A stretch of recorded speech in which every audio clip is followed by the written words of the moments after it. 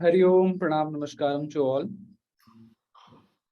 I hope आप सभी को मेरी आवाज आ रही होगी। आप सभी का Sundays with Yogiraj Rajyoga with Yogiraj के इस 15वें सत्र में स्वागत है, अभिनंदन है, वंदन है। और एक बार फिर से आज हम इस रविवार को इस आध्यात्मिक रविवार बनाने के संदर्भ में एक बार फिर से एकत्रित हुए हैं।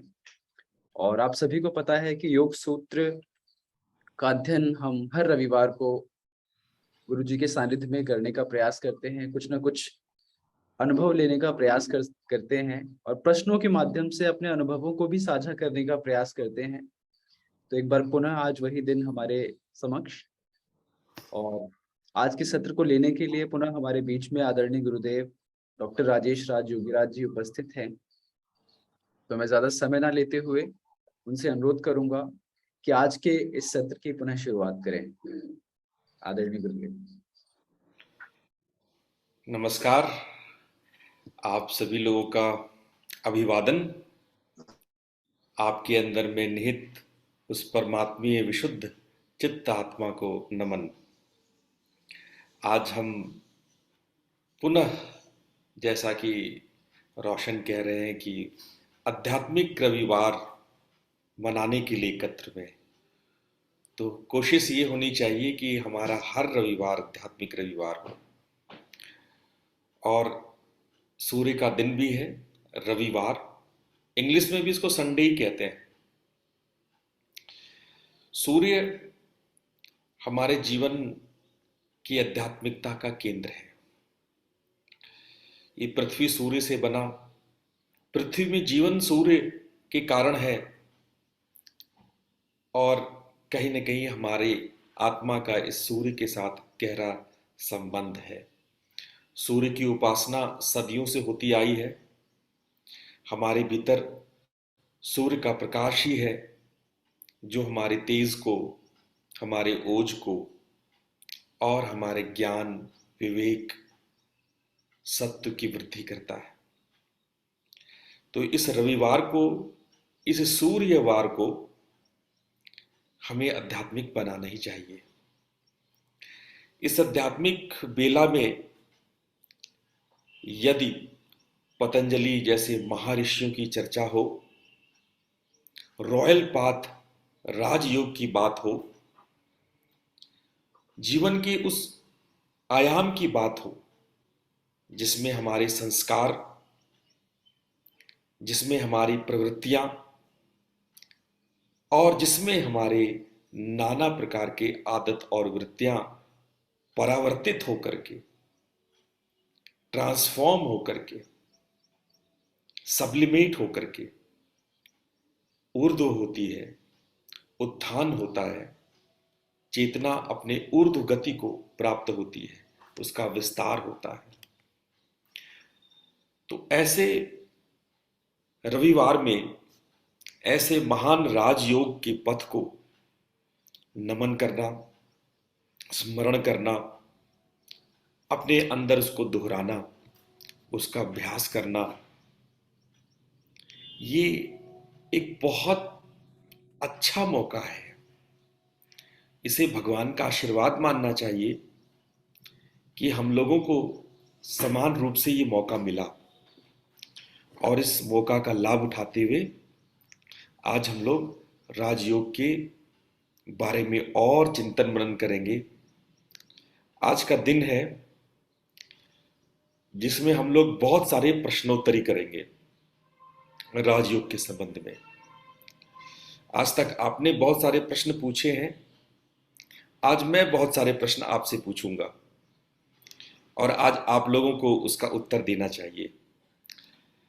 मैं प्रश्न करूंगा, आप उत्तर दीजिएगा, बाद में आप प्रश्न करेंगे, फिर मैं उत्तर दूंगा। तो प्रश्नोत्तरी की कार्यक्रम में आज राजयोग को हम लोग थोड़ा और गहरे से मनन करेंगे, समझेंगे, ताकि हमारे साधना की यात्रा और प्रशस्त हो सके और क्लियर हो सके। So today we are going to study Raja Yoga in very different way. Today Today's session is just like a question answer session. I will ask some question from you, and then you will ask some question from me. And by this questioning and answering, we try to get deep dive in Raja Yoga. Raja Yoga, as I already said, is not a subject of just listening. It is a subject of continuous contemplate on it, practice on it. It is a pragmatic philosophy. So it is not just understanding, listening, and understanding, also contemplating, continuous doing practices on it. And when you do practice, then only you can reveal yourself from inside. So I was talking about the Sunday. The Sunday is the day of sun. As the sun, we know the earth came out from the sun. We know the earth is alive. Earth has the organism. Earth has the life only because of the sun. And somehow our soul is highly related, highly connected with the sun. And that's why this day is totally devoted to the Lord of light, the sun, the Lord of energy, the sun, the Lord of life, the sun. And in this Sunday, we always try to make our consciousness more and more pure, more and more, uh, we make expansion in it, more and more, we make more intellect, more subtle, to go deep in it. And that's why the Sunday is, we say, the day of spirituality, the day where you dive in the light of your soul, the light, the energy, and the consciousness. So, before we start our session, let's do some small meditation practice and then we will start. Get ready for a lot of questions and answers today to get deep understanding of the Raja Yoga. सो आप लोग बिल्कुल स्थिर शांत बैठ जाइए. Sit in comfortable meditative posture. Make your body still and काम. बिल्कुल स्थिर बैठ जाइए. शरीर को सीधा करके बैठ जाइए. रीढ़ की हड्डी सीधी हो.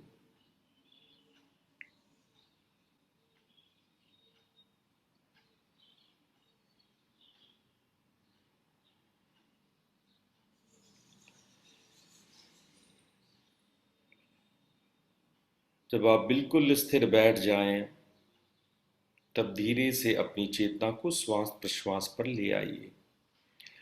When you feel you completely steady and calm, then bring your awareness to your breath. Watch your breath.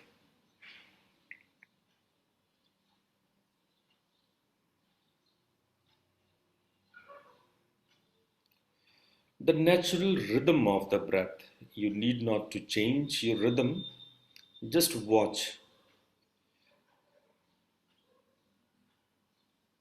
श्वास के आरोह अवरोह पर ध्यान दें. गति में कोई परिवर्तन न करें. प्राकृतिक श्वसन के प्रति सजग बने.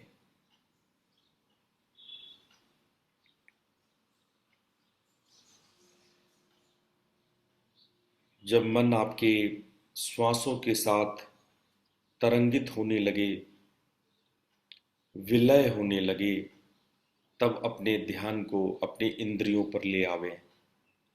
When you feel your mind get dissolve in your breath,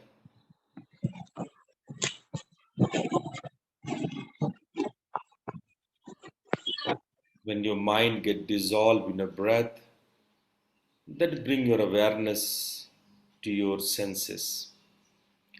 We start with the sense of smell, grahana indriya, gandh, the sense of taste, rasendriya, swad,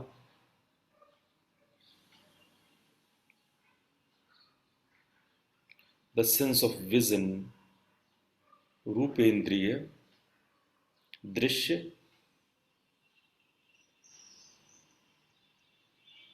the sense of touch, स्पर्शेंद्रिय, स्पर्श,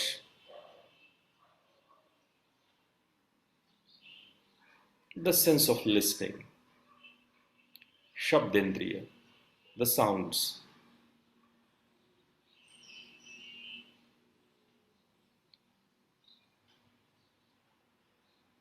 We again and again go by the same order, same sequence, the sense of smell, the sense of taste, the sense of vision, the sense of touch, and the sense of listening. हम लोग अपने ध्यान को इसी क्रम में बार बार दोहराएंगे।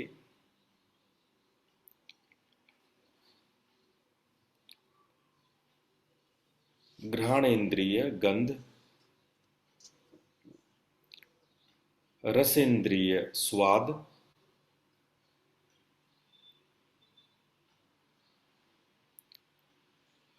दृश्येंद्रिय दृश्य रूप,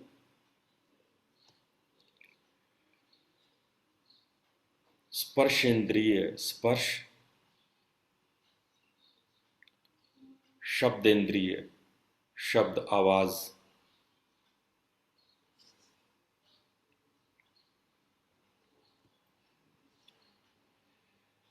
इंद्रियों के पश्चात हम लोग मन में उठने वाले विचारों के प्रति सजग बनेंगे। Now bring your awareness to your thoughts. Watch your mind, just look at it, what are the thoughts there? If you don't find any thought, then remember within 3-4 minutes what was your mental pattern. Last 5 minutes, what was your thought pattern? Analyze it. What was going on in last 5 to 10 minutes in your mind?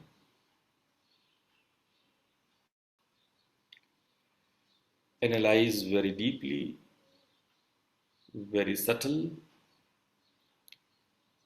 अपने मन में होने वाले विचारों के प्रति सजग बनिए।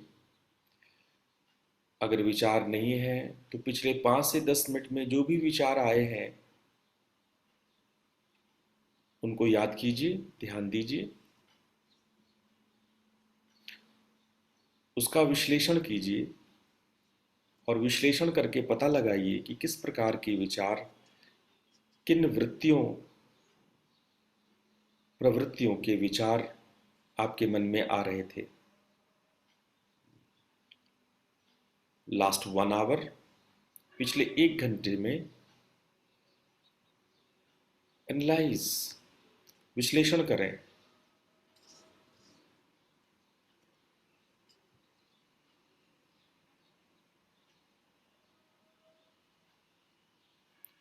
When you analyze, you will find a certain emotion is working in the present moment inside you. जब आप विश्लेषण करेंगे तो पाएंगे कि खास प्रकार की भावना आपके भीतर में बनी हुई है। ये भावना क्रोध रूपी हो सकता है, लोभ रूपी हो सकता है, मोह रूपी हो सकता है। ये this emotion could be anger, greed, jealous, hatred, love, whatever. It could be constructive, it could be destructive. It may be positive, may be negative. Whatever the momentary emotion is there, find out.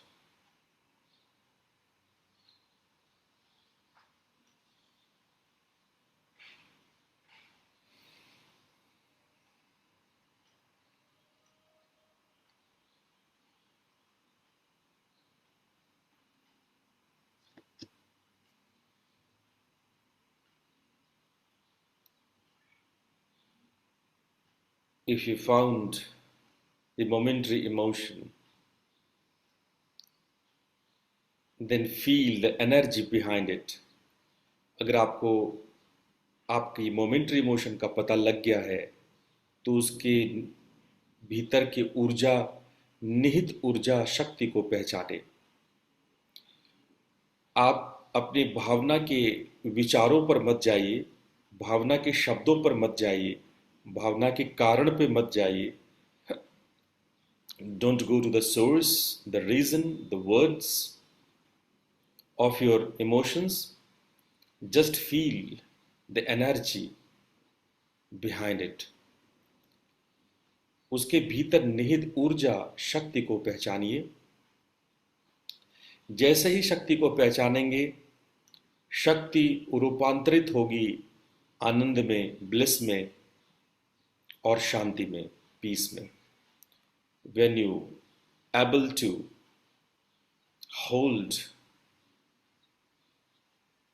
the energy behind your emotion, if you can feel the energy behind your momentary emotion, this energy naturally, automatic, sublimate into bliss and the peace.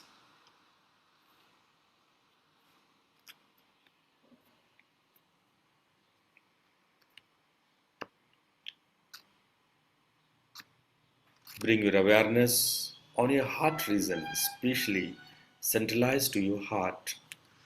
अपने हृदय स्थान पर ध्यान को केंद्रित करें। वहां पर एक दिव्य ज्योति जलाएं। Lit a divine light there. We will chant Om 3 times together. हम लोग 3 बार ओम मंत्र का उच्चारण करेंगे। लंबा गहरा श्वास लीजिए।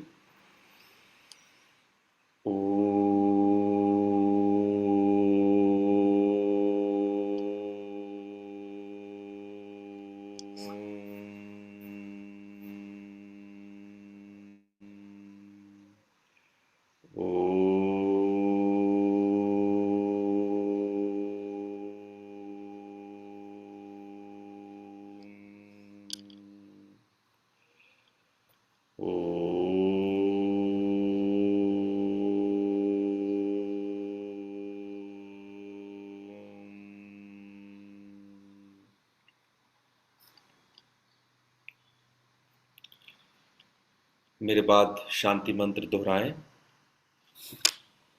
ओम असतो मा सद्गमय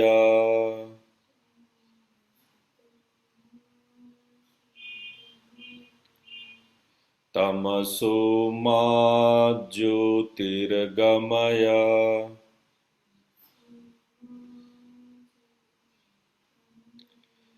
मृत्युर्मामृतं गमय।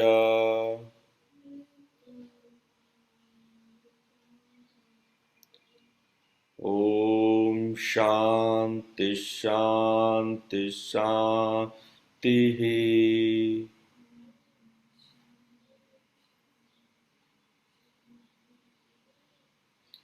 Now rub your palms and place your palms over your eyes.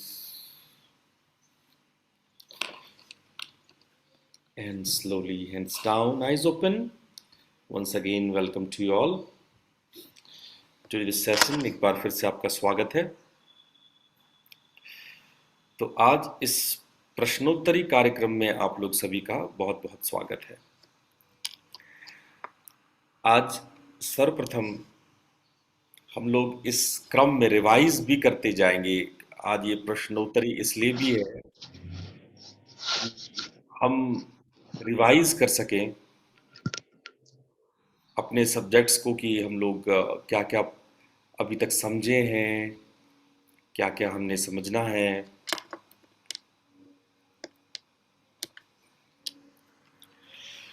तो हम लोग रिवाइज करते हैं।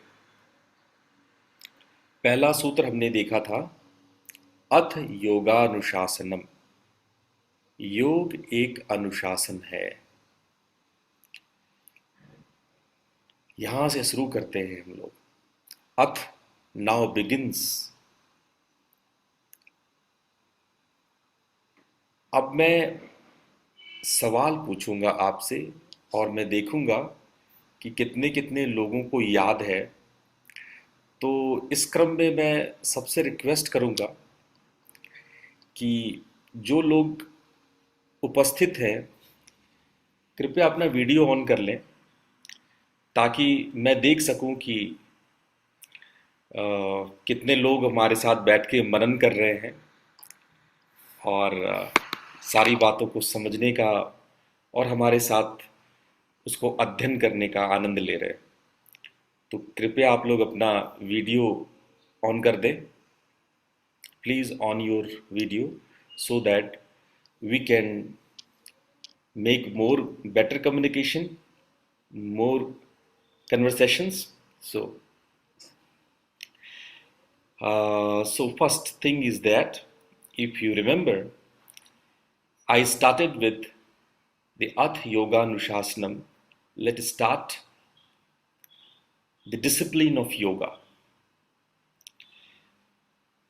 तो पहला मेरा सवाल है कि when we say Ath, what type of contract comes out from the Ath? अथ बोलने से एक प्रकार का अनुबंध आपके जो श्रोता हैं जो सुन रहे हैं और एक जो वक्ता हैं उनके बीच में एक प्रकार का अनुबंध होता है। तो आप में से कोई बताएं कि किस प्रकार का अथ मात्र बोल देने से यहाँ पर किस प्रकार का अनुबंध महर्षि पतंजलि किस प्रकार का कॉन्ट्रैक्ट महर्षि पतंजलि करना चाह रहे हैं। So yes, Roshan want to answer, please answer Roshan. Guruji यहाँ पे अथ योग अनुशासनम जो पहला सूत्र है इसमें अथ का मतलब कहीं ना कहीं महर्षि योग की बात कर रहे हैं, लेकिन वो परंपरागत योग की बात कर रहे हैं, प्राचीन योग की बात कर रहे हैं जो उन्होंने नहीं दिया, मतलब जो पहले से ही विद्यमान था और पहले ही हमारे मतलब आज से हजारों साल पहले जो विद्यमान था उस परंपरागत योग विषय योग शास्त्र की बात अथ से उनका मतलब यही है। ठीक है, पर इसके अलावे एक अनुबंध है गुरु और शिष्य के बीच में जिसको हम लोग कहते हैं अनुबंध चतुष्टय। किसी को याद है अनुबंध चतुष्टय?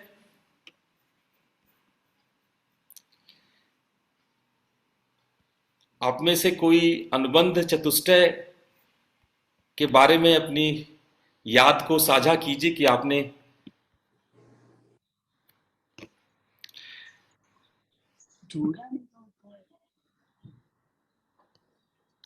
हाँ जुड़ने का, नैना जी आप कुछ कह रहे हैं? लाके जुड़ने का। अब हम जुड़ रहे हैं। हाँ, जुड़ने के यही जो कॉन्ट्रैक्ट है जो हाँ, गुरु और शिष्य या जो जो इसके वक्ता होते हैं और जो इसके श्रोता होते हैं उनके बीच में एक कॉन्ट्रैक्ट होता है, एक जोड़ने का एक कॉन्ट्रैक्ट बनता है जिसको अथ बोल करके संबोधित किया जाता है। उसको हम लोग कहते हैं अनुबंध चतुष्टय। चलिए हम आपको याद दिला देते हैं, कोई बात नहीं। अनुबंध चतुष्टय 4 प्रकार का होता है: विषय, प्रयोजन, अधिकारी और संबंध। If you can write down, there are 4 contracts between the master and the listener. पहला है विषय। इस शास्त्र का विषय क्या है? जब हम ये अथ बोलते हैं तो ये अथ बोलते ही जो सबसे पहली चीज सामने आती है जिसका आंसर पहले ही श्लोक में दिया गया है, पहला ही सूत्र में दिया गया है, इस शास्त्र का विषय क्या है? तो इस शास्त्र का विषय क्या है? इस शास्त्र का विषय योग है। योग जिसमें कि योग का फल, योग के प्रकार, योग की अवस्था, ये सारी बातें योग के बारे में बताई गई है। तो इस शास्त्र का विषय है योग। दूसरा होता है प्रयोजन। इसका प्रयोजन क्या है? Why we going to study the Raj Yoga? Why Raj Yoga? Why Raj Yoga? Why should we study Raj Yoga? And if you remember, पहला और दूसरा क्लास में हमने बहुत डिटेल में बताया था कि राज योगा हम लोग को क्यों पढ़ना चाहिए, क्यों उस पर डिस्कशन करना चाहिए, क्यों उसको मनन करना चाहिए, है ना। तो इसमें हमने बहुत सारे चीज डिस्कशन किया था कि इसको करने से हमें क्या मिलता है, जीवन में किस प्रकार के लाभ मिलते हैं, हम लोग कैसे जीवन में बहुत उलझे हुए हैं, किस प्रकार दुख से घिरे हुए हैं, और कैसे हम जीवन, राजयोग एक रॉयल पाथ है जो हमें दुख से, सभी प्रकार के दुख से बाहर लेके आता है, चाहे वो सांसारिक हो या वो आध्यात्मिक हो, या हमारी सफलता हो या असफलता हो, इन सब के लिए योग के पास, राजयोग के पास उचित उपाय है। तो ये हमने प्रयोजन करा। फिर थर्ड नंबर में आता है अधिकारी, कि इसका अधिकारी कौन है, what is the qualification, what is the quality, what are the essential things, कौन लोग इसको जान सकते हैं। तो ये भी मैंने डिस्कस किया था कि वो लोग जो सब जगह घूम लिए, हर जगह से थके हारे हैं, हर जगह से परेशान हो लिए, कुछ समझ में नहीं आ रहा है, वो इसके पहले अधिकारी है। नहीं तो योग ऐसा है कि ठीक है, अगर आपको लगता है कि संसार में आपको सुख मिल रहा है तो खूब अच्छा है, संसारी बन के देख लीजिए। आपको फलानी जगह सुख मिल रहा है तो ठीक है, आप सुखी बन के। लेकिन जब आप सबसे हार जाइएगा, सबसे थक जाइएगा, सब जगह से परेशान हो जाइएगा, आपको कहीं उत्तर नहीं मिले, तब आप मेरे पास आइए, मैं आपको उत्तर दूंगा। तो सबसे पहला अधिकारी वही है जो हर जगह से हार चुका है, हर जगह प्रयास कर चुका है। दूसरा अधिकारी कौन है? दूसरा अधिकारी वो है जिसके अंदर में मोक्ष है, मोक्ष प्राप्त करने की बहुत जबरदस्त इच्छा है। वो ऊब गया है जीवन से, आवागमन से, जन्म मरण से, अब उसको मुक्ति चाहिए, मोक्ष चाहिए। मोक्ष की तीव्र इच्छा वाले इसके दूसरे नंबर के अधिकारी हैं। तीसरे नंबर का अधिकारी कौन है? तीसरे नंबर का अधिकारी वो है जो वास्तव में जीवन में कुछ पाना चाहता है। एक होता है टाइम पास, हमने वो भी चर्चा किया था कि जिज्ञासा किसे कहते हैं, किसको हम लोग ऐसे ही सिंपल क्वेश्चन करना कहते हैं, है ना। और वास्तव में गहरे प्रश्न, अंदर से जब प्रश्न उठता है वो कैसा होता है, इस पे ऑलरेडी स्टार्टिंग में हमने चर्चा किया था। तो जब भीतर से आपको क्वेश्चंस आने लगे, जब बहुत भीतर से प्रश्न आपको आने लगे, और जब बहुत भीतर से प्रश्न आता है, तब फिर आप सजगता की राह पे आगे बढ़ने लगते हैं। तो ऐसे लोग अधिकारी होते हैं। और इसका संबंध क्या है? Last question is how this शास्त्र इज रिलेटेड विद अदर्स। इस शास्त्र का संबंध क्या है? तो इस शास्त्र का संबंध ये है कि योग सभी वैदिक ग्रंथों का प्रैक्टिकल एस्पेक्ट है।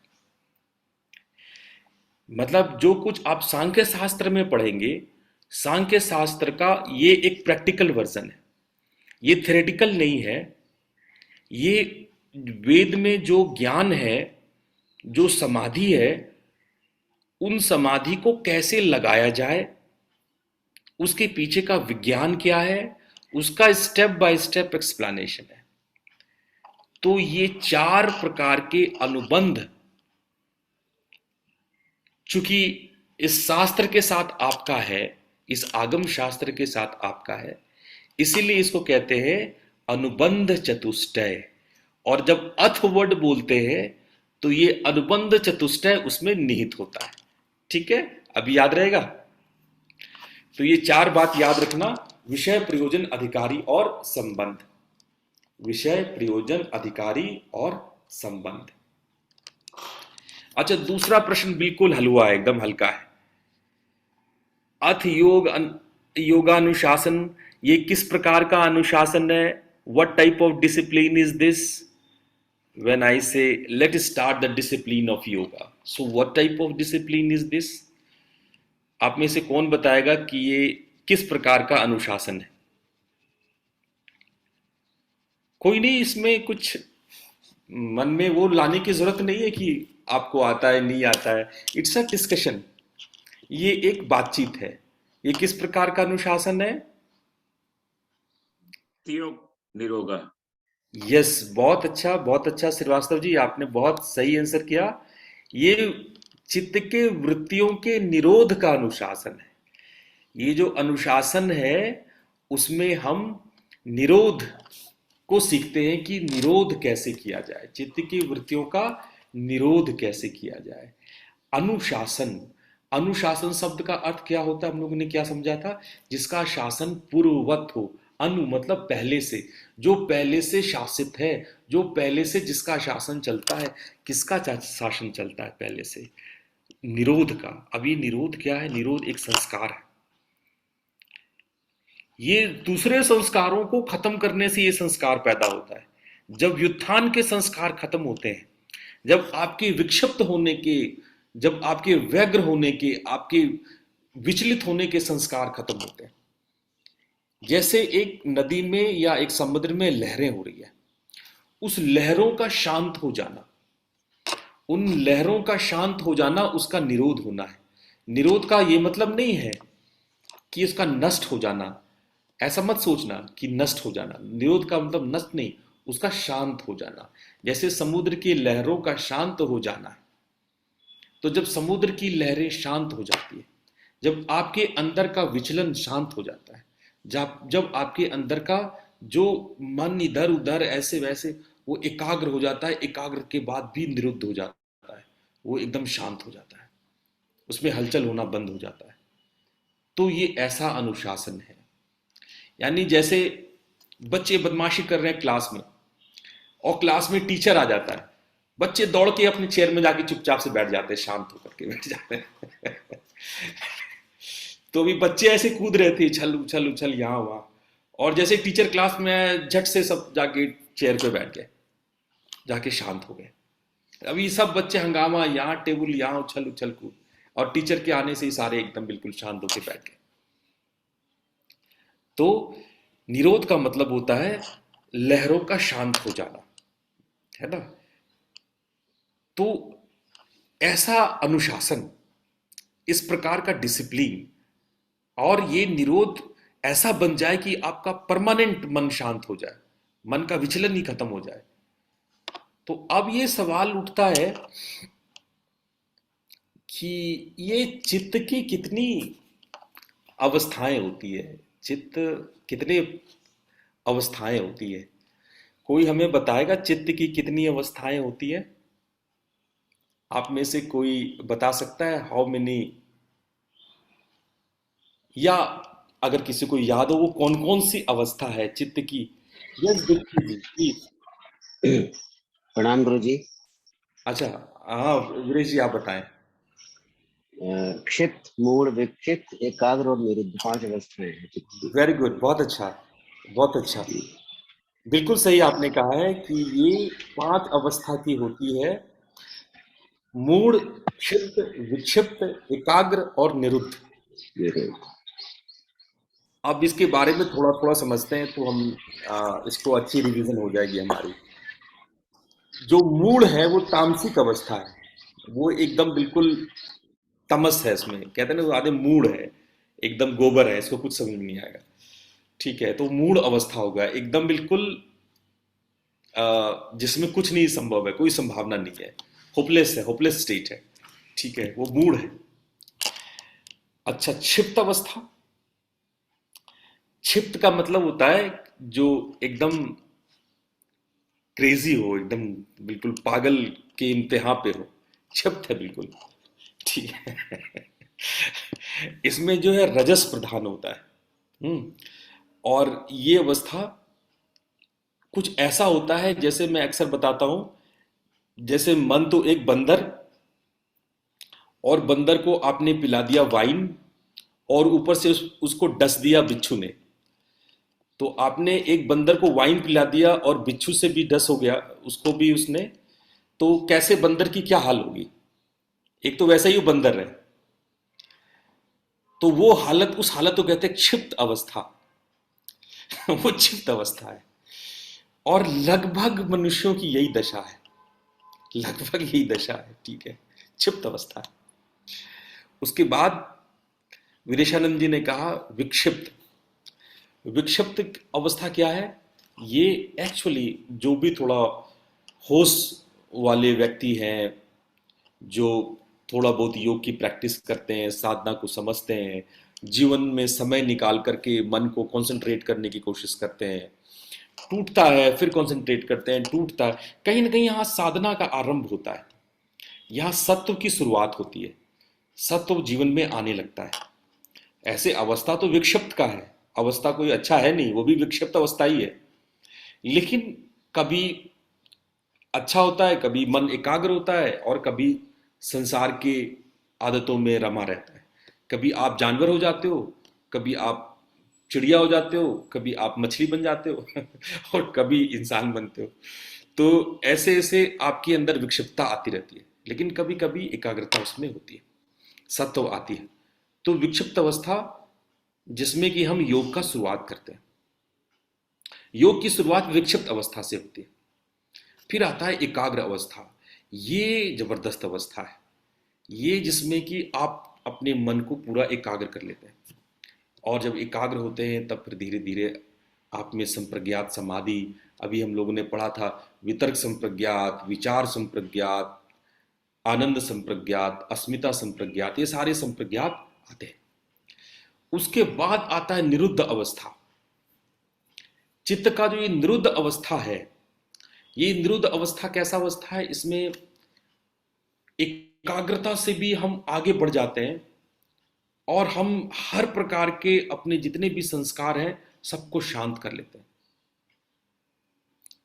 लेकिन ध्यान रखना एक बात, जो आज हम मूल रूप से आपको बताने वाले हैं, कि हम जब मन को शांत करने की कला सीख लेते हैं, जब मन को शांत करने की कला सीख लेते हैं, तरंगे शांत हो जाती है, हम निरोध करने की कला सीख लेते हैं, तो इस कला से भी हम मुक्त होते हैं। इस कला को भी ऐसे नहीं छोड़ देते। इसको कहते हैं निरोध के संस्कार। निरोध के संस्कार से भी मुक्त होते हैं, उसके लिए भी अभ्यास करते हैं, और उसके लिए जो समाधि लगाते हैं उसको कहते हैं असंप्रज्ञात। अभी तो हम लोग संप्रज्ञात समझे थे, अब उसको कहते हैं असंप्रज्ञात। असंप्रज्ञात मतलब जो निरोध के संस्कार हैं उसको भी छोड़ देंगे। जैसे कोई कांटा आपके पैर में फंस गया तो दूसरे कांटे से निकाल लिए, दूसरा कांटा तो आप नहीं छोड़ देंगे पैर में, उसको भी निकालेंगे। तो जिस कांटे से आपने पैर जो चुभ रहा था, कांटा अंदर धस गया था, उसको निकाला, जिस कांटे से, जिस उपाय से आपने मन को शांत कर लिया, चित्त के वृत्तियों को शांत कर लिया, उस उपाय को बस वैसे ही नहीं छोड़ देंगे, वो उपाय भी आपका संस्कार बन जाता है। इसको कहते हैं निरोध संस्कार। उस निरोध संस्कार को भी हटाना को कहते हैं असंप्रज्ञात समाधि। ये आज का विषय है भाई धीरे। चलिए अब आगे बढ़ते हैं। हमने जान लिया ये 5 प्रकार की अवस्था होती है। अब आप ये बताइए कि चित्त क्या है? तो ये आपने बता दिया। अब बताइए ये वृत्ति क्या है? वृत्ति कितने प्रकार का होता है?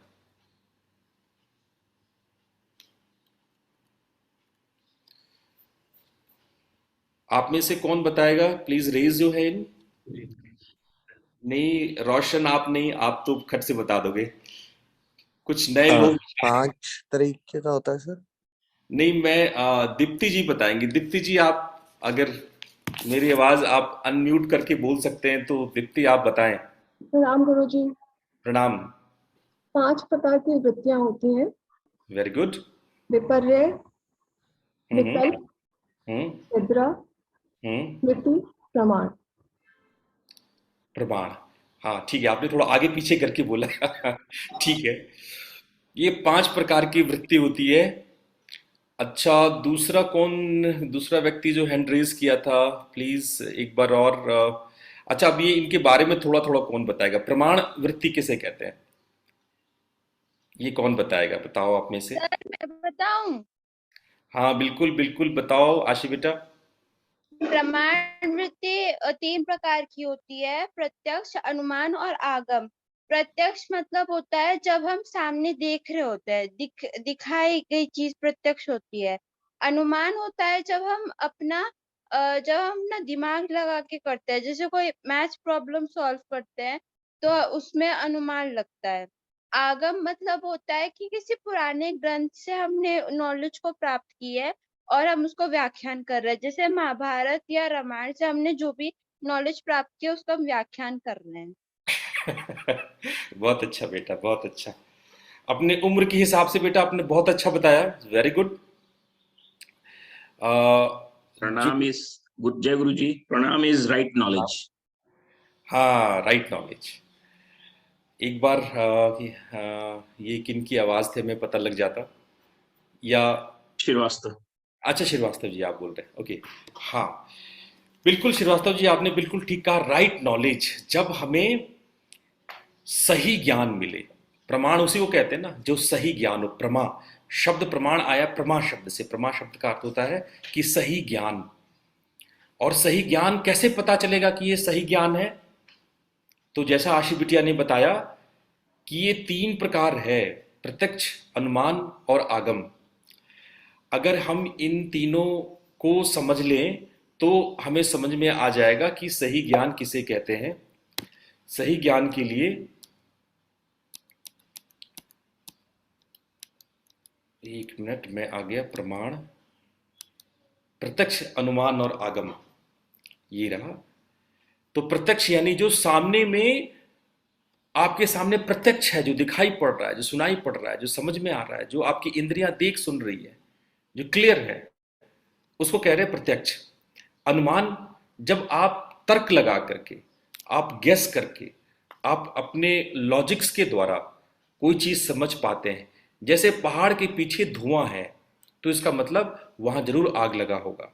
आज बादल है तो इसका मतलब कि बारिश होगी। तो इस प्रकार से जब आप अनुमान लगाते हैं तो वैसा सत्य जो अनुमान से जाना जाता हो, जो तर्कों से, लॉजिक से जाना जाता हो, जिसका इंद्रिय अनुभव नहीं कर रहा, लॉजिक से जाना जाता, वो अनुमान है। और आगम, वो शास्त्र या वो आप्त पुरुष, वो परम संत ज्ञानी पुरुष जिन्होंने सत्य का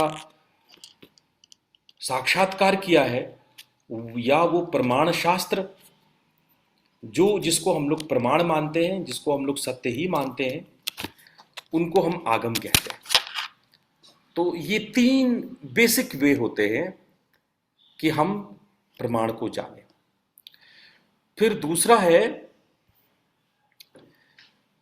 है विपर्यय, कि विपर्यय क्या है। अब विपर्यय के बारे में कौन बताएगा, विपर्यय क्या है? हाँ दीप्ति, आप बताएं विपर्यय क्या है। Wrong knowledge. ओके, और ये रॉन्ग नॉलेज, बिल्कुल सही। और रॉन्ग नॉलेज, ये कैसा रॉन्ग नॉलेज है, इसके बारे में थोड़ा सा और कोई आप में से कोई बता दे कि हम किसको रॉन्ग नॉलेज कहेंगे। राइट नॉलेज तो समझ में आ गया, जो लॉजिकली करेक्ट हो, या तो उसको आपने अनुभव किया है या फिर किसी अनुभवी व्यक्ति ने कहा है, किताब ने कहा है। रॉन्ग नॉलेज की परिभाषा क्या होगी? रॉन्ग नॉलेज हम किसे कहेंगे? प्रणाम सर गुरु जी। मैं मिथ्या बताऊं? रेज योर हैंड प्लीज, एक आप रेज करें, आप बताएं।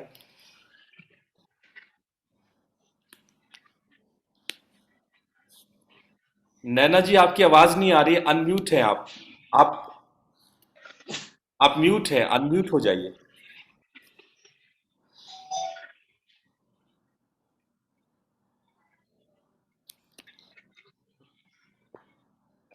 यस नैना जी बताएं। जैसे सांप को किसी ने, वही सांप है डोरी, उसका अनुकरण, सांप या डोरी। यानी किसी डोरी को अगर सांप दिखाई पड़ गया हाँ हाँ, तो उसको हम कहेंगे गलत ज्ञान। मिथ्या ठीक है, ज्ञान। बहुत सही, मिथ्या ज्ञान। मतलब जो अपने रूप में दिखाई नहीं पड़ रहा है, वो डोरी डोरी की तरह नहीं दिख रहा है और डोरी सांप की तरह दिख रहा है, यानी दो गलती हो गया। एक तो डोरी डोरी की तरह नहीं दिखा और दूसरा डोरी सांप की तरह दिख गया, है ना।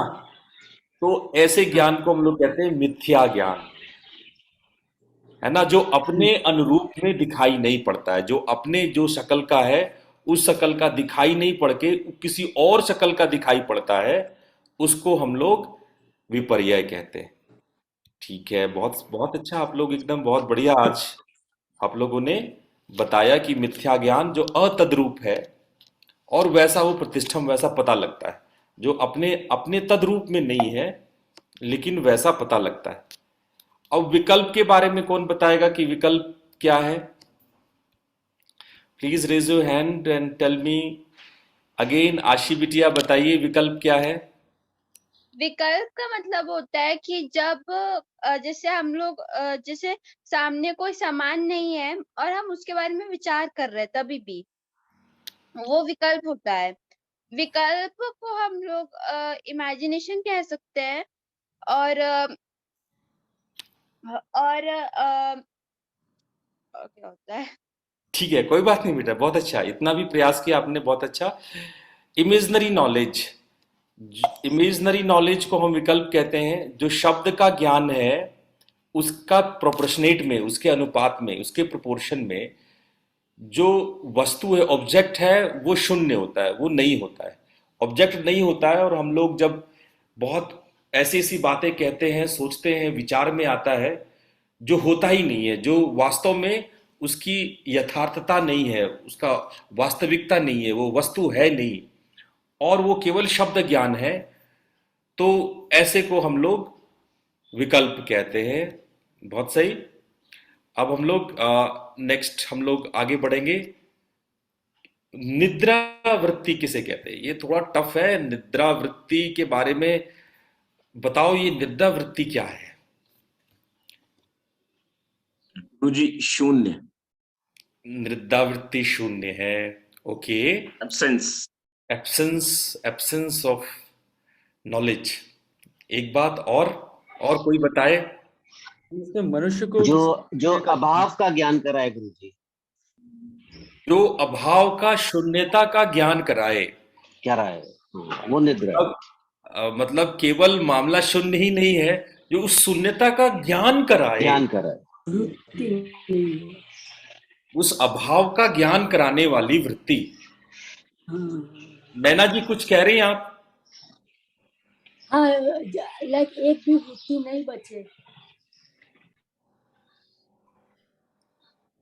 ठीक है, कोई भी वृत्ति नहीं बचे और हाँ, जब जब वृत्तियों का अभाव हो जाए।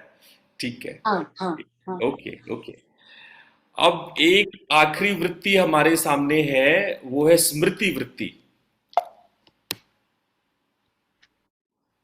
अब ये स्मृति के बारे में आप लोग बताइए, स्मृति ये कैसी वृत्ति है? ये जैसे सुनने में तो बड़ा आसान है, पर इस ये है बहुत गहरा, और इस पर मैंने बड़ा लंबा लेक्चर लिया था।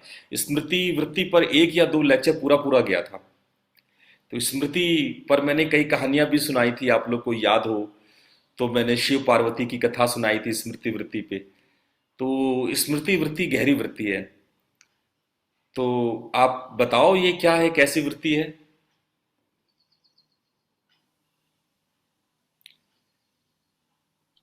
Guruji, past knowledge. The it may be big, maybe in the previous birth also. हाँ बिल्कुल, जो भी हमारा प्रीवियस पास्ट जाना हुआ नॉलेज है, जो मेमोरी है, जिससे हम कोई चीज की पहचान करते हैं। अमुक चीज अमुक है, ये कैसे पता लगता है? वो हमारे मेमोरी में कहीं पे बना रहता है।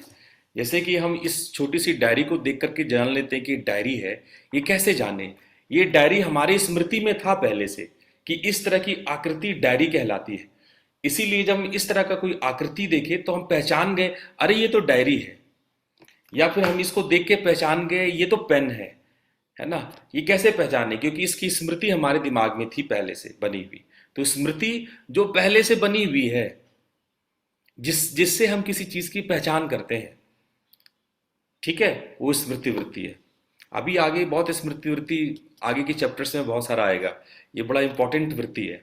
ये निद्रा और स्मृति दोनों गहरे वृत्ति है। अच्छा, अब तो ये हमने समझ लिया कि ये 5 प्रकार की वृत्ति होती है। अब हम सवाल ये पूछते हैं कि वृत्तियों का निरोध कैसे होगा। ठीक है, ये बाकी आपकी सारी बातें सही है कि ये विकल्प है, ये विपर्यय है, ये आपका निद्रा है, स्मृति है, प्रमाण है, पर ये सारी वृत्तियों का निरोध योग है। तो ये निरोध होगा कैसे, क्या करेंगे तो निरोध होगा? आप में से कोई आंसर करें।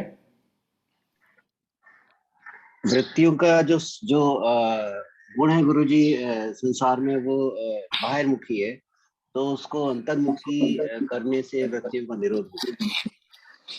गुरुजी अभ्यास करेंगे, हाँ बिल्कुल बिल्कुल सही, अभ्यास करेंगे, अभ्यास करना होगा।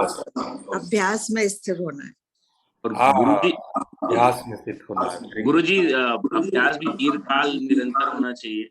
हाँ, अभ्यास होना चाहिए। अभ्यास के साथ साथ एक चीज और होना चाहिए, अब श्रद्धा के साथ होना चाहिए गुरुजी। अभ्यास के साथ दीप्ति बताएंगे। गुरुजी वैराग्य होना चाहिए। वैराग्य होना चाहिए, अभ्यास के साथ साथ वैराग्य होना चाहिए। ठीक है, बिल्कुल सही, निरंतर अभ्यास बिल्कुल होना सही। चाहिए।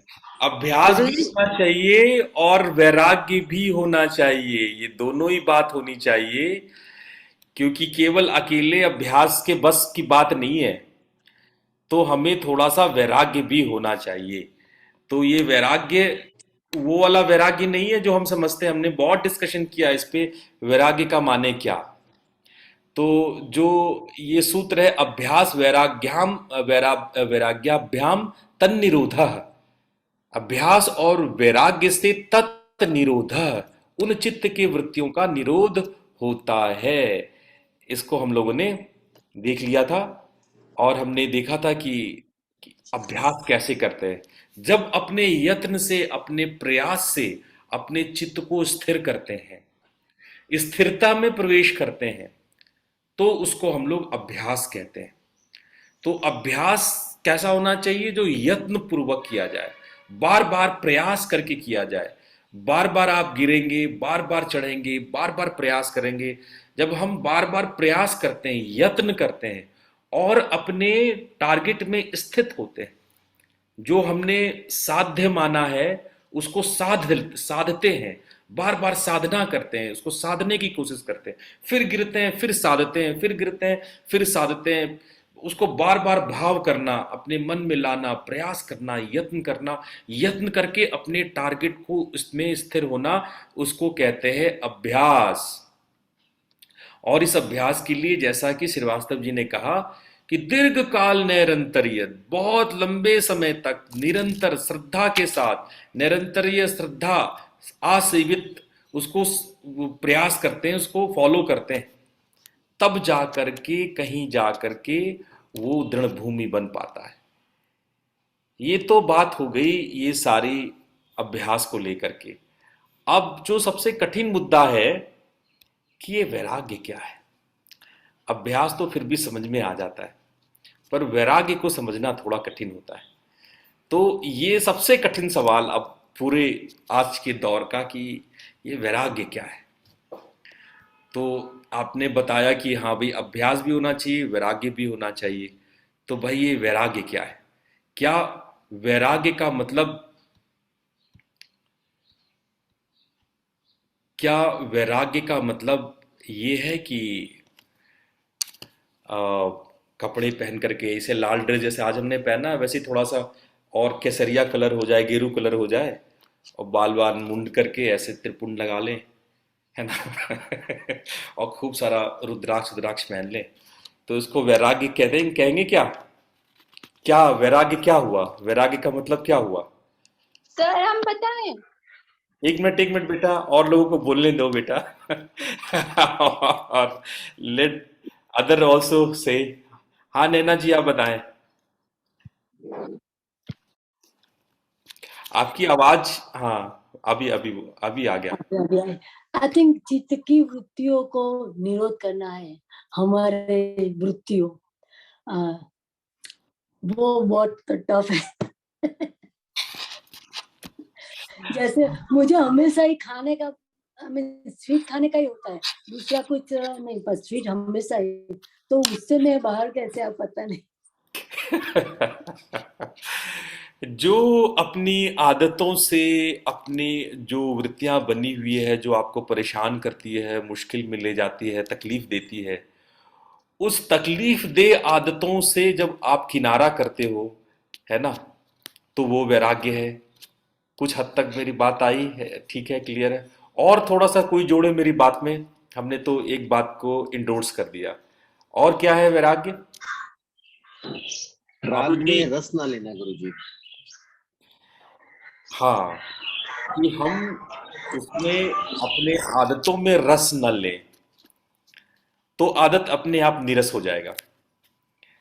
हम जितना ज्यादा किसी आदत में रस लेंगे, वो आदत उतना रसीला होता जाएगा। जैसे आग में हवन डालने से, हविष डालने से आग और प्रज्वलित होती है, उसी प्रकार हम उसमें जितना रस लेते हैं, उस प्रक्रिया को जितनी बार दोहराते हैं। अभी हाल में ही मेरे पास एक सवाल आया कि गुरुजी, काम वासना से कैसे मुक्त हों? और आजकल तो ऐसे ऐसे बहुत सारे प्रवक्ता है ना, वो ऐसा बताते हैं कि काम वासना से मुक्त होना है तो बहुत ज्यादा वासना में उतरो तो मुक्त हो जाओगे। ऐसे, हाँ, ऐसे भी लोग हैं जो बताते हैं कि बहुत वासना करो तो वासना से मुक्त हो जाओगे, पर वास्तव में ऐसा नहीं है। आप अगर उस प्रक्रिया को जितनी बार दोहराया जाए, एक ही वृत्ति को जितनी बार दोहराया जाए, वो प्रवृत्ति बनती जाती है। एक ही कुएं की शिला पर बार बार रस्सी के आने जाने से उस पर निशान पड़ जाता है। किसी चीज को बार बार करेंगे तो उसकी आदत और ठोस और गहरी होती जाएगी। तो उस बंदे ने मुझे दूसरा तर्क दिया कि गुरुजी, जैसे आप रसगुल्ले खाओ, 3-4 रसगुल्ले खाओगे तो फिर पेट भर जाएगा और 5वां रसगुल्ला खाने का मन नहीं करेगा। इसलिए हम लोग को जब काम वासना होना चाहिए तो बहुत करना चाहिए, और एक दिन मेरा मन भर जाएगा, हम छोड़ देंगे। तो फिर मैंने उत्तर दिया, अच्छा बंधु ये बताओ कि 4-5 रसगुल्ले खा करके तुमने एक खाया, फिर और मन किया, 2 खाया, और मन किया, 3 खाया, 4 खाया, और रसगुल्ले खाने के बाद लगा कि अब नहीं खाएंगे, पर क्या अगले दिन यही इच्छा फिर से नहीं जागृत हो जाएगी? नेक्स्ट डे, अगले दिन फिर से इच्छा होगी। वो तो एक बहुत टेम्पररी आया ना कि अब मैं और नहीं खाऊंगा, क्योंकि आपका पेट भर गया था, क्योंकि आपकी इंद्रियां उस वक्त के लिए तृप्त हो गई थी। That time, only that moment आपकी इंद्रियां तृप्त हुई थी। ऐसा नहीं कि हमेशा के लिए आप रसगुल्ला छोड़ दिया। आपने 4 के बाद 5वां मना कर दिया कि 5वां रसगुल्ला नहीं खाऊंगा। इसका यह मतलब नहीं है कि आप उस प्रवृत्ति से मुक्त हो गए, पर कुछ महात्माओं ने ऐसा बोल दिया कि आप खाओ, जितना वासना में उतरना है उतरो, जितना उतरोगे आप मुक्त होते जाओगे। आप नहीं हो सकते, बल्कि आपकी प्रवृत्ति और प्रगाढ़ होती जाएगी। रोज रोज रसगुल्ले खाओगे तो बिना रसगुल्ला का फिर और मुश्किल होता जाएगा, और लालच बढ़ेगा। तो जिस प्रकार से अग्नि में हविष डालने से अग्नि और भड़कती है, जिस प्रकार से पानी में जितना शक्कर डालो पानी उतना मीठा होता जाता है, उसी प्रकार से हम अपनी प्रवृत्तियों को जितना बार दोहराएंगे या उसमें जितना रस लेंगे, वो प्रवृत्ति उतनी प्रगाढ़ होती जाएगी। तो फिर भाई उसका उपाय क्या है? तो उसका उपाय ये है कि पहले रस लेना छोड़ो। तो ये तो बहुत मुश्किल काम है, रस लेना छोड़ना। तो श्रीवास्तव जी आप बताएं कैसे रस को कैसे छोड़ा जाए, ये रस लेना कैसे छूटे, बताएं। आप में से कोई बताए कि ये रस लेना कैसे छूटेगा।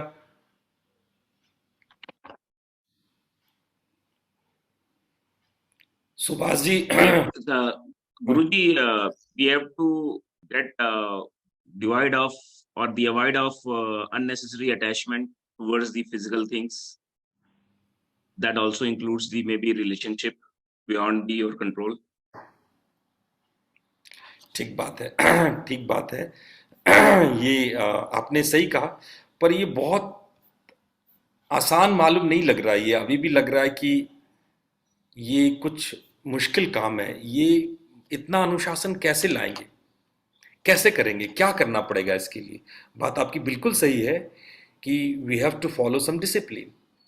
हम लोगों को कोई ना कोई डिसिप्लिन फॉलो करना होगा कि हम उन कामों को दोहराएं नहीं जिन काम में हम फंस जाते हैं, हम गलत हो जाते हैं, हम गलत रास्ते पे चले जाते हैं, हमारा नुकसान होता है शारीरिक मानसिक।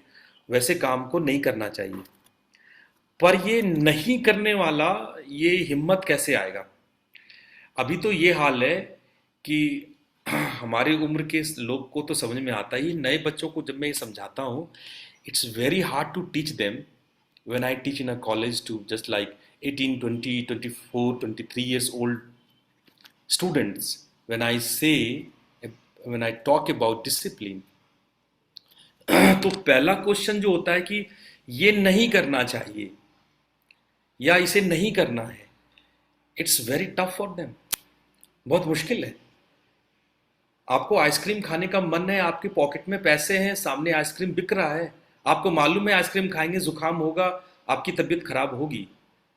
हम कैसे अपने आप को रोक लें? भाई मेरे पॉकेट में पैसे हैं, सामने बिक रहा है, आपका मन कर रहा है, ये जानते हुए भी कि आप इस आइसक्रीम खाने से बीमार हो सकते हैं, हम अपने आप को कैसे रोकेंगे? How we stop ourselves? कोई आप में से बता दे इसका उत्तर। मैंने डिस्कशन किया इस पे। Anyone who wanna answer?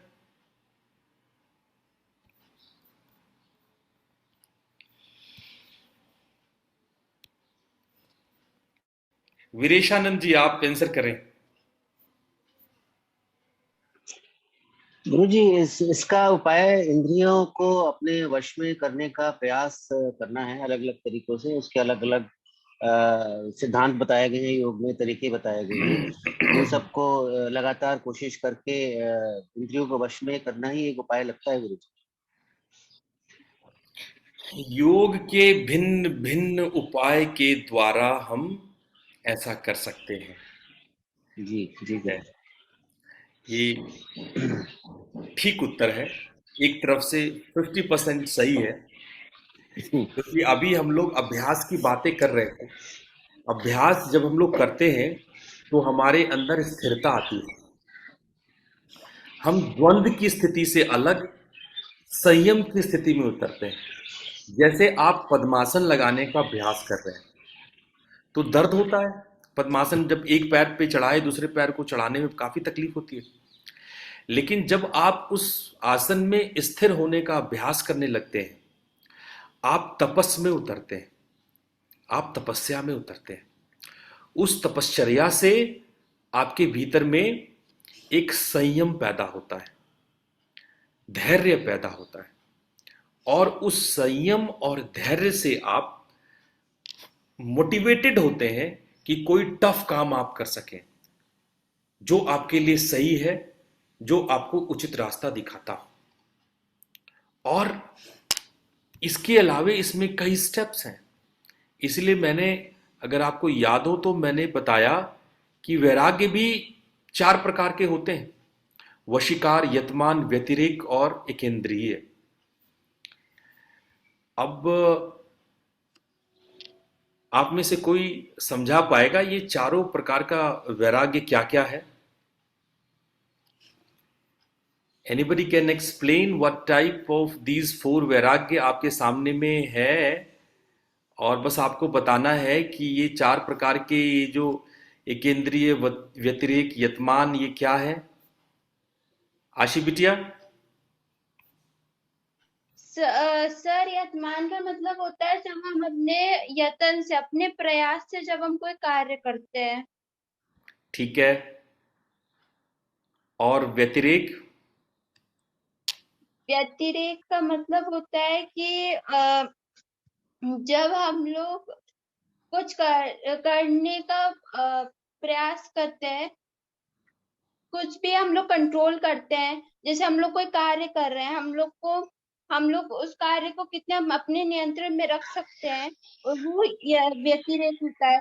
एक इंद्रिय मतलब हमारा कंसंट्रेशन, एक चीज पे कंसंट्रेशन लगाते हैं।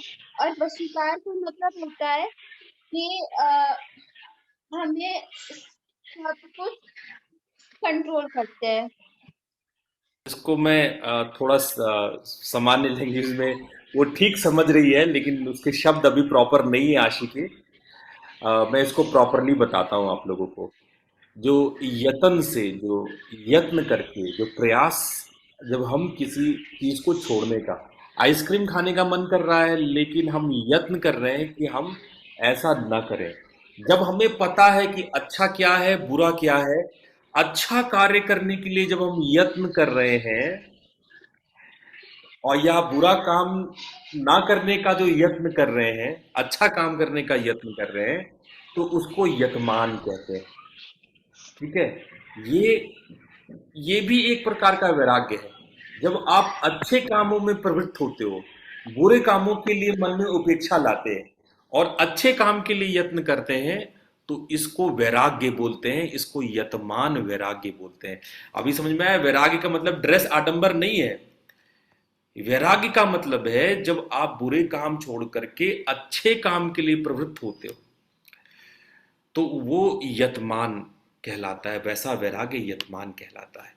लेकिन जब आप उसमें सफल होने लगते हैं और आप अपने इंद्रियों को रोकने लगते हैं, आपकी इंद्रियां, आपके मन थोड़ा रुकने लगता है, और आप कभी सफल होते हैं, कभी असफल होते हैं, आप कभी जीत जाते हैं, कभी हार जाते हैं, आप कभी अपने आदतों में कंट्रोल कर लेते हैं, कभी नहीं कर पाते हैं।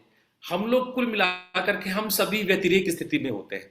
कभी कुछ कर पाते हैं, कुछ नहीं कर पाते हैं। तो व्यतिरेक का मतलब है कि अतिरेक। अतिरेक का मतलब जो वर्ड है, अगर उसको हम ब्रेक करें तो आता है वी प्लस अतिरेक। अतिरेक का मतलब था सरप्लस।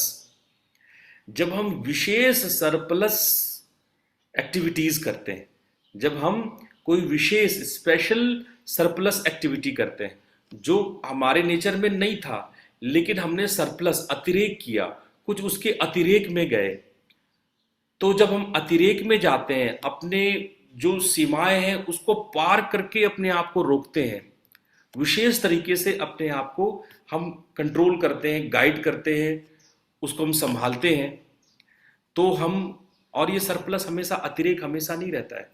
हम नॉर्मली क्या होते हैं, व्युत्थान में होते हैं, हमेशा हम नॉर्मल अपनी आदतों में मस्त होते हैं, लेकिन कभी कभी अतिरेक हो जाते हैं, सरप्लस में चले जाते हैं विशेष रूप से, और हम एक ऐसी अवस्था में आते हैं कि सिचुएशन में हम कई बार कर लेते हैं, और अब जैसे दोस्तों के सामने हम बोल देते हैं कि हम तो आइसक्रीम नहीं खाएंगे, क्योंकि हमने सबको कह रखा है कि मैंने आइसक्रीम छोड़ दिया है, और जब कभी अकेले हो गए तो चुप से जाकर के आइसक्रीम खा लिए, है ना। तो वो आपका व्यतिरेक हो गया, है ना। आप वैसे तो नहीं कर रहे हैं, वैसे तो अब जैसे किसी चोर ने चोरी करना छोड़ दिया कि अब से हम चोरी नहीं करेंगे, ये गंदी आदत है, हम चोरी नहीं करेंगे। अब वो चोरी नहीं करे इतना तो ठीक है, लेकिन अगर वो कहीं जा रहा है और उसको जाके रास्ते में उसको 10,000 का नोट का वो मिल गया, गड्डी मिल गया, अब वो सोचेगा यार वैसे तो मैंने चोरी छोड़ दी है, लेकिन अभी रास्ते में पड़ा है, भगवान मेरे को दे रहा है तो मैं उठा लेता हूं। वैसे तो मैं नहीं करूंगा चोरी, लेकिन कोई आके मेरे पॉकेट में डाल के जा रहा है, भगवान ने रास्ते में गिरा दिया मेरे लिए, तो मैं उठा लेता हूं। वो उस वक्त याद नहीं करेगा, हो सकता है किसी का गिर गया होगा जाके वापस, वो सब अभी दिमाग में नहीं आएगा। तो वैसे तो नहीं करना, लेकिन विशेष मौके पे जब आपका आदत छूट जाता है, ठीक है, वैसे तो आप चीटिंग नहीं करते हो, लेकिन जब बहुत फंस गए एग्जामिनेशन में, क्वेश्चन आ गया, अरे थोड़ा सा आज चीटिंग कर ही लेते, पूछ लेते हैं बगल वाले से कि भाई इसका आंसर बता दो। तो जब किसी विशिष्ट मौके पर किसी वैसे तो आप फॉलो कर रहे हो, लेकिन किसी विशेष मौके पे आप डमाडोल हो जाते हो, तो वो व्यतिरेक कहलाता है। ठीक है, अब आते हैं एकेंद्रिय पे। एकेंद्रिय कैसा वैराग्य है? एकेंद्रिय एक ऐसा वैराग्य है जिसमें कि मन हमारा एकदम एकाग्र हो जाता है, वो बिल्कुल भी नहीं भटकता है, बिल्कुल भी यहाँ वहाँ नहीं जाता है, एकदम कॉन्सेंट्रेट हो जाता है। वो चाहे कितना भी प्रलोभन दे दो, कितना भी कुछ कर दो, लेकिन वो जाता नहीं है, वो बना रहता है। वो आपका जो जो इरादा है वो एकदम संकल्प हो जाता है। लेकिन वो जो बुरी आदत का एक नशा बना रहता, कभी कभी वो आता है आपके मन में, वो ऐसा पूरी तरह से नष्ट नहीं होता है। वो ठीक है, आप जीत जाते हो, उससे अलग बात है, लेकिन एक बार तो आपके मन में आ ही जाता है कि यार आइसक्रीम खा ही लेते। भले फिर आप नहीं खाते हो, वो अलग बात है, क्योंकि आप एकेंद्रिय हो, आप नहीं खाओगे, लेकिन आपके मन में एक बार आ गया कि हाँ खा ही लेते, पर चलो मैं नहीं खाऊंगा, तो उसको एकेंद्रिय है। लेकिन जो वशीकार होते हैं ना, उनका वश में होता है, इतना कंट्रोल होता है, वशीकार जो वैराग्य होता है कि वो मन में भी नहीं आता है, वो हल्का सा भी उसमें भाव नहीं आता है कि हम आइसक्रीम खाएं। वो कितना भी आइसक्रीम की दुकान में ही बैठा हो, चारों तरफ उसके आइसक्रीम लगा दो, उसके चेयर पे लगा दो चारों तरफ बैठा करके, तो भी उसके मन में भी नहीं आएगा कि हम आइसक्रीम खाएं। तो समझो कि वो वशीकार संज्ञा वैराग्यम हो गया, तब वो जाके वशीकार नामक वैराग्य को वो प्राप्त कर लिया। ठीक है, तो ये हो गया आप लोगों का वैराग्य। अब आगे इस वैराग्य को पढ़ने के बाद मैंने बताया कि एक होता है पर वैराग्य, यानी हायर वैराग्य। हायर वैराग्य क्या होता है? जब हम पुरुष और प्रकृति का ज्ञान प्राप्त कर लें, जब हमें एकदम वितृष्णा हो जाए, एकदम जितने भी चीज गुण, जितने भी रजस तमस सत्व, सभी से एकदम से हमारे अंदर में सबके प्रति एकदम जितने भी गुण हैं, जितने भी चीजें हैं चारों ओर, उन सब से वितृष्णा हो गया, उन सब की कोई क्रेविंग नहीं रही, उन सब के पाने के कोई डिजायर नहीं रहे, तो उसको कहते हैं हायर वैराग्य।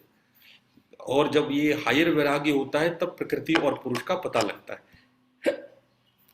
अब आता है संप्रज्ञात, जो भी हम लोग पिछले 3-4 एपिसोड से हम लोग देख रहे थे कि संप्रज्ञात समाधि। अब संप्रज्ञात समाधि मेरे ख्याल से हमने इतना डिस्कशन किया है, ये 4 प्रकार के होते हैं, 4 प्रकार के संप्रज्ञात समाधि। अब आप लोगों को याद होगा कि ये 4 प्रकार के संप्रज्ञात किसे किसे कहते हैं। तो आप में से कोई बताएगा कि ये 4 प्रकार के संप्रज्ञात कौन कौन से हैं?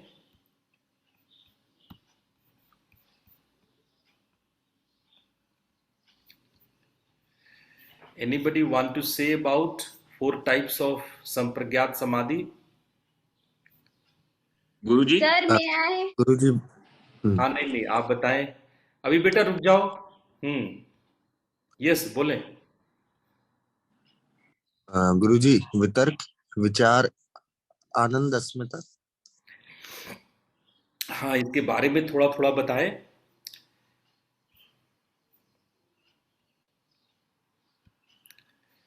शशांक बताएं। सर एग्जैक्टली अभी ध्यान नहीं आ रहा है, लेकिन मैं कोशिश करें शशांक, आप बता सकते हैं।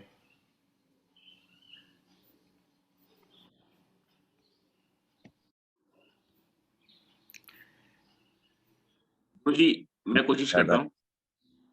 हाँ ठीक है, श्रीवास्तव जी आप कोशिश करें। वितर्क, when I do analysis of yes or no and arrive on some conclusion, Okay. and the vichar is the like आपने जो एक शिव जी का उदाहरण दिया था, हम्म Like I start imagining Shivji in front of me when I close my eyes. Hmm, Then vichar, when I started realizing his gun, hmm, and when I go into the bliss, that is the Anand, hmm, and then I have the presence own existence, hmm, Shivoham, hmm. that is the Asmita. Okay, बहुत अच्छा प्रयास है। इस प्रयास में थोड़ी सी और चिंतन मनन चाहिए, पर बहुत अच्छा प्रयास है, आपने चीजों को पकड़ा है। ओके आशी, आप बताओ। जो वितर्क संप्रज्ञात होता है उसमें हम लोग साधना के बहुत बॉटम स्टेज पे होते हैं, और इसमें हम लोग जो है फिर जो प्रकृति के 5 तत्व होते हैं उसको हम लोग कंट्रोल करना वितर्क संप्रज्ञात में सीखते हैं। विचार संप्रज्ञात भी वितर्क संप्रज्ञात से थोड़ी अपर साधना की स्टेज होती है, जिसमें हम लोग जो पांचों वो है, पांचों जो प्रकृति के एलिमेंट्स है उनको हम स्थूल रूप पकड़ते हैं, ठीक है। सूक्ष्म रूप पकड़ते हैं। आनंद और अस्मिता दोनों हाईएस्ट स्टेज होती है। आनंद में हम लोग का जो मन की स्थिति होती है हमारी, वो बहुत एक अंदर से पीसफुलनेस फील होता है और अंदर से आप आनंद फील करते हो, जिसमें और अस्मिता जो होती है संप्रज्ञात की सबसे हाईएस्ट स्टेज होती है, जिसमें अस्मि का भाव जो होता है वो हट जाता है, मैं का भाव भी हट जाता है, उसे अस्मिता कहते हैं। ओके, थोड़ा थोड़ा अच्छा प्रयास किया बेटा आपने, वेरी नाइस। थोड़ा सा और भी हम लोग और इस पे मनन करते हैं, थोड़ा सा और गहरे उतरते हैं। और कोई इसका आंसर करना चाहेगा? Any of you can answer? Roshan, आप बताएं।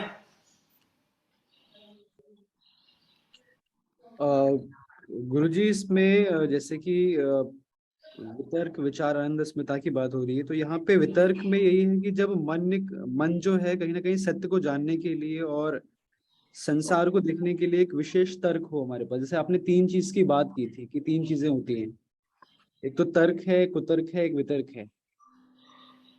तो एक तो ये चीज है इसमें ना कि सत्य को जानने के लिए जो हम कर रहे हैं, तर्क कर रहे हैं, है ना। तो एक तो वो वाली बात जहां तक मैं समझ पा रहा हूँ। नहीं नहीं, अभी वितर्क को लेके हमको थोड़ा सा और एक्सप्लेन करने दो। गुरुजी, मैं एक और कोशिश करता हूँ। हाँ हाँ, बताएं बताएं। गुरुजी, ग्रहण, ग्रहिता एंड ग्रह, हम्म, ठीक तो है। these stages, ठीक जा रहे हैं, हाँ ठीक जा रहे हैं। तो ये स्टेजेस जो हैं, so the end is the everything is same. देखो, मैं थोड़ा एक बार मैं वितर्क बता देता हूं, मेरे ख्याल से आप लोग बाकी बता देंगे। जब हम लोग इस पूरे विराट विश्व, पूरा ये जो सृष्टि है, उसमें किसी भी चीज को हम लोग टारगेट करते हैं, जिसका भी टारगेट करते हैं, वो साक्षात्कार होने लगे, वो सामने आने लगे। जैसे हमने भगवान विष्णु का ध्यान किया और भगवान विष्णु हमारे सामने प्रकट हो गए। हमने भगवान शिव का ध्यान किया और भगवान शिव प्रकट हो गए। हमने अग्नि का ध्यान किया और अग्नि, हमने सूर्य का ध्यान किया और सूर्य, हमने नाद का ध्यान किया और नाद बजने लगा।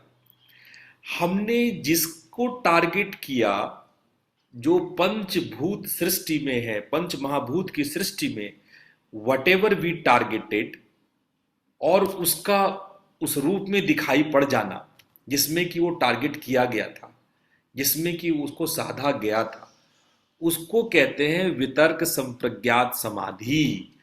ओके, अभी क्लियर हो गया? हम लोग योग को इतना ही, हम लोग सारा साधना, सारा स्पिरिचुअलिटी, रिलीजन इतना ही मानते हैं कि भगवान की हमने पूजा की, भगवान की साधना की और भगवान प्रकट हो गए। लेकिन योग कहता है ये सबसे बॉटम है। जब आप जिसकी पूजा करो, जिसकी साधना कर, आराधना करो, और वो देवता आपके सामने में प्रकट हो जाए, वो अपने दिव्य क्षमताओं के साथ आपके सामने एकदम साक्षात्कार हो जाए, तो ये वितर्क संप्रज्ञात है। ये सबसे निम्न कोटि की समाधि है, जिसमें कि आप साधना करते हो और आपके साध्य आपके सामने प्रकट हो जाते हैं। आपसे वरदान मांगने को कहते हैं, आपके सामने प्रकट होते हैं और आपकी दिव्य क्षमताएं खुलने लगती है, आपकी दिव्य वैभव विभूतियां खुलने लगती है। ये घटना जो घटती है वो सबसे निम्न कोटि की समाधि है, जिसको वितर्क संप्रज्ञात समाधि कहते हैं। ये क्लियर हो गया? किसी को इसमें कुछ कहना है? कोई प्रश्न है किसी का? नैना जी मुझे कुछ कह रही कहना, हाँ, हाँ, नैना। वितर्क के आगे जो साधना होगी तो तुम दूसरे दूसरे लोक में जाओगे, राइट राइट राइट। और उसके आगे जो साधना होगी तो तुमको प्रकृति पुरुष वगैरह दिखाई देगा। राइट राइट राइट राइट, बिल्कुल अब सही। नहीं आता है। नहीं नहीं, बहुत अच्छा प्रयास, बहुत अच्छा प्रयास है। जब हम लोग प्रयास करेंगे तभी हम लोग उसके रिजल्ट तक भी जाएंगे। और जब हम लोग इसको हम एक टेबल से बताते हैं तो शायद आप लोग को और क्लियर हो जाएगा। ये वाला टेबल आप देखो, ये टेबल दिख रहा है? दिख रहा है गुरुजी। अब इस टेबल में आप बहुत ध्यान से देखो कि हमने बताया था कि जब वितर्क संप्रज्ञात होता है तो हमारी वृत्ति क्या होती है? स्थूल विषयाकार होती है। क्योंकि जब हम लोग शिव की, विष्णु को जब हम विषय बनाएंगे, अग्नि को, नाद को, तो वो स्थूल रूप में होता है, हमेशा पंच महाभूत में होता है। और उस वृत्ति का जब हमें हमारी वृत्ति क्या होती है? स्थूल विषयाकार। हम उसके स्थूल रूप में अब हमें विष्णु का पता भी लग रहा है तो वो 4 हाथ वाले, 2 पैर वाले, चक्र और गदाधारी विष्णु का पता लग रहा है। वो स्थूल विषयाकार हैं, वो पंच महाभूतों से बने हुए। क्योंकि वास्तव में विष्णु वो नहीं है जो हम उनका सगुण रूप देख रहे हैं, वास्तविकता वो नहीं है। लेकिन हम अपने वृत्ति के कारण, हमारी वृत्ति ही इतनी अभी बहुत स्थूल है कि हम विष्णु के सूक्ष्म आकार को नहीं देख सकते। तो जो पहली बार हम विष्णु को देखते हैं तो 4 हाथों वाले शंख गदाधारी शेष नाग पर बैठे हुए भगवान विष्णु को जब हम केवल स्थूल विषयाकार, चाहे हमारे साध्य विष्णु हो, शिव हो, अग्नि हो, नाद हो, आकाश हो, जो भी हो, जब हम उसके स्थूल विषय को हम अपनी वृत्ति बना पाते हैं तो उसको कहते हैं वितर्क संप्रज्ञात समाधि। ठीक है? और ऐसे व्यक्ति जब जीवन में जब उनका मृत्यु होता है तो जो उनका अगला जन्म होता है तो होता तो सामान्य है, लेकिन जीवन के किसी विशेष अवस्था में अचानक से साधना का आविर्भाव हो जाता है, अचानक से साधना प्रकट होती है और व्यक्ति अचानक से ही साधना में चला जाता है। अभी तक जीवन ठीक चल रहा था पर कोई ऐसी घटना घटेगी, कोई ऐसा दुख होगा, कोई ऐसी परेशानी आएगी, कोई संत महात्मा मिल जाएंगे, कुछ ऐसा होगा कि उसके जीवन में अचानक से साधना खिल उठती है। जीवन सामान्य है लेकिन साधना का आविर्भाव होने लगता है। ऐसा व्यक्ति अपने पिछले जन्म में वितर्क संप्रज्ञात यानी स्थूल विषयाकार वृत्ति में अपने टारगेट को उसने स्पर्श किया था। अब आगे वैसा ही है। विचार संप्रज्ञात मतलब, विचार संप्रज्ञात का मतलब जब आपकी वृत्ति सूक्ष्म विषयाकार, मतलब सूक्ष्म विषय को हम अगर हमारी वृत्ति उसको पकड़ पाए तो उसको कहते हैं विचार संप्रज्ञात समाधि। और ऐसे व्यक्ति जब मरते हैं तब जब इनका जन्म होता है तो वो एकदम साधना के परिवेश में ही किसी ऐसे घर में पैदा लेते हैं जहां सभी लोग साधु सन्यासी हैं, साधना है, संत हैं और वो जन्म से ही साधना करते हैं। वैसे ही आनंद संप्रज्ञात वैसे लोग इसमें कि हम ग्राह्य और ग्रहण छोड़ करके, हम लोग ग्राह्य और ग्रहिता छोड़कर केवल ग्रहण में यानी साधना में विलीन हो जाते हैं, है ना। शब्द और अर्थ को छोड़ करके, शब्द और ज्ञान को छोड़ करके केवल अर्थ मात्र निर्भास हो, केवल अर्थ मात्र में रह जाते हैं। और ऐसे व्यक्ति को ऐसा लगता है कि ये पूरी सृष्टि मेरा ही विस्तार है, क्योंकि तब तक मन नहीं रहता है। तो आनंद संप्रज्ञात मन की कोई अवस्था नहीं है, क्योंकि इसमें मन नहीं रहता, ना मन रहता है न तन्मात्रा रहता है, ये द्वैत ही खत्म हो जाता है। न पंच महाभूत है और ना ही इंद्रियां हैं, ये द्वैत ही खत्म हो जाता है, और रह जाता है सिर्फ आपका चित्त, और चित्त का वो आनंद जिसमें वो आनंदित हो रहा है कि पूरी सृष्टि मेरा ही विस्तार है, और इसमें विषय क्या है? आनंद है। तो चित्त जो है आनंद का विषयाकार हो जाता है, आनंद के विषय में अपना आकार ले लेता है। चित्त जो आकार किसका लेता है? आनंद के विषय का। और वृत्ति क्या होती है? अहम वृत्ति होती है, और अपने स्वयं को जानता, मैं कौन हूं, मैं क्या हूं, अहम अस्मि, मैं ये हूं, अहम इदम अस्मि, इसका विस्तार होता है। मैं ये सब कुछ, ये सारा संसार मेरा ही विस्तार है, ये आनंद संप्रज्ञात। और अस्मिता संप्रज्ञात क्या है? जब अस्मिता विषयाकार होती है, अस्मि वृत्ति रहती है, मैं समाप्त, अहम समाप्त हो जाता है, केवल होने का भाव रह जाता है, केवल अर्थ मात्र रह जाता है। और ऐसे व्यक्ति की जब मृत्यु होती है तब वो अगला जन्म प्रकृति लय लेके पैदा लेता है। तो विदेह लय और प्रकृति लय, ये दो लय हमने पिछले क्लास में समझा था, जाना था। एक छोटा सा और डिस्कशन जो अभी हम लोगों ने किया, एक बार मैं फिर से रिपीट कर दूं। मूढ़ चित्त अवस्था में व्युत्थान संस्कार होते हैं, आप लोग देख रहे हैं। विक्षिप्त अवस्था में धारणा आदि के संस्कार होते हैं। एकाग्रता में संप्रज्ञात समाधि होती है। निरोध में निरोध के संस्कार होते हैं, असंप्रज्ञात समाधि होती है। गुणों का बाहर से प्रणाम बंद हो जाता है और केवल निरोध के संस्कार शेष रह जाते हैं, इसीलिए असंप्रज्ञात समाधि की जाती है। और अगर हम इसको सूत्रों में लाएं कि तो एक सूत्र है, ये आप 18 सूत्र को देखिए। 18 सूत्र क्या कहता है? विराम प्रत्ययाभ्यास पूर्व संस्कार शेषो अन्यः। विराम प्रत्यय मतलब निरोध का जो संस्कार है। विराम मतलब जैसे शांत हो जाना, विराम हो जाना।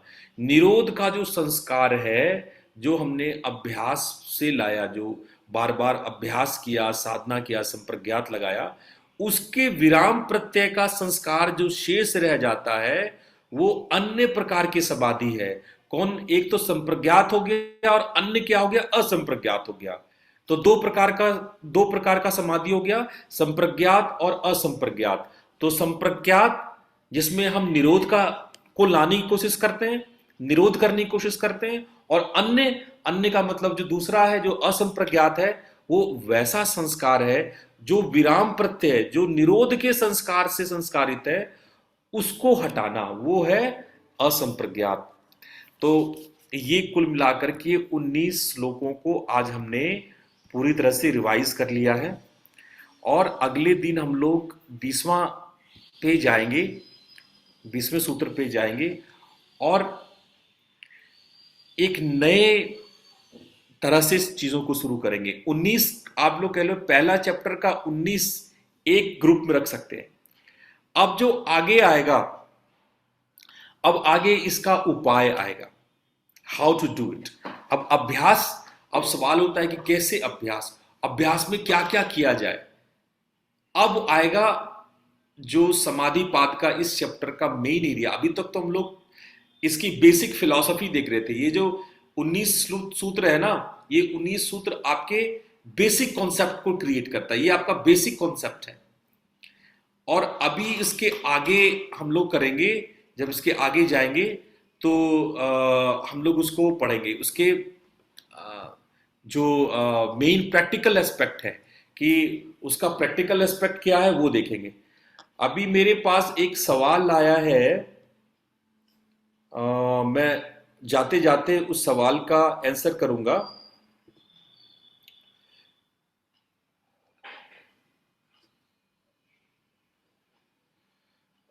सवाल तो आप लोगों के लगातार मेरे पास बहुत सारे रहते हैं आपके पास। ये बहुत अच्छी बात है कि आप लोग अच्छे अच्छे सवाल पूछते हैं, क्योंकि आप लोग जब सवाल पूछते हैं तो मुझे लगता है कि हाँ, आप लोग उसको समझने की कोशिश कर रहे हैं और जब आप उसको समझने की कोशिश करेंगे तब आप डीप में, आप जितना ज्यादा सवाल पूछेंगे उतना उसके डीप में आप उतरेंगे।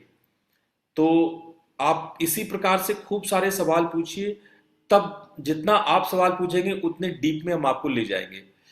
तो मैं अक्सर देखता हूं कि आपके बहुत अच्छे अच्छे सवाल, और कुछ सवालों को मैं चुन लेता हूं कि मैं सबके सामने बोलूंगा। कुछ सवाल आपके होते हैं मैं जवाब देता हूं कि नहीं, ये इंडिविजुअल क्वेश्चन नहीं है, आपके क्वेश्चन इतने अच्छे हैं कि मैं आपको ग्रुप में आंसर करूंगा। जैसे कि कुछ दिन पहले मीनल जी ने सवाल पूछा था, मीनल जी के सवाल को मैं यहाँ पे ले रहा हूँ। I usually do asana practice evening time, and yesterday I was sick with fever. Then I was thinking, how can I meet God? And I can't do my practice. Then all of a sudden, rainbow appeared in the sky and felt God came to me as a rainbow.